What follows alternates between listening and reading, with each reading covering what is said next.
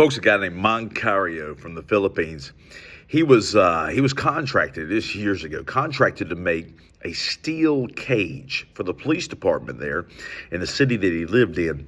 A steel cage for people who just needed to be detained for, a while, not for overnight or anything like that, but to be in this cage of all things. It took him 3 days to build this cage.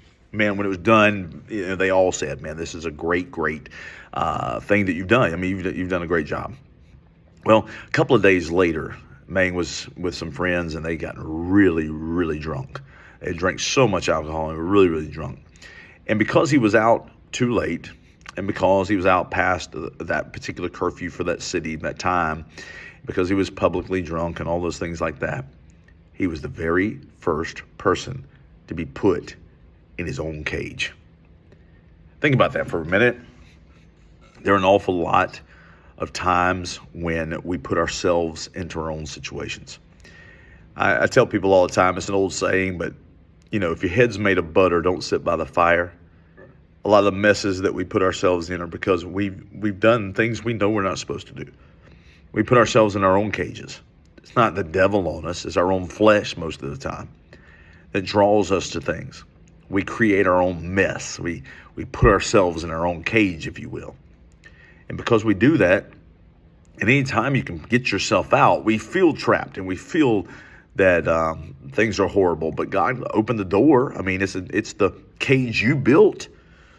Open it up. Give God the glory. Have Him help you get out of that cage and to stay out of your own cage. So you built that thing. So you built the problems that your family is going through. So you built the problems that your marriage is going through. So you built the problems that everyone is dealing with. You built those problems. And now you're living in those problems. You're reaping what you've sown. But you can sometimes easily, break free. Call on the Lord to help you to get out of that and stop putting yourself back in it. God wants you to be free from your sin. God wants you to be free from your mistakes, your regrets. He wants you moving forward, marching forward in His will for your life. Stop building cages you intend on staying in and being trapped in. The cages of sin, cages of destruction.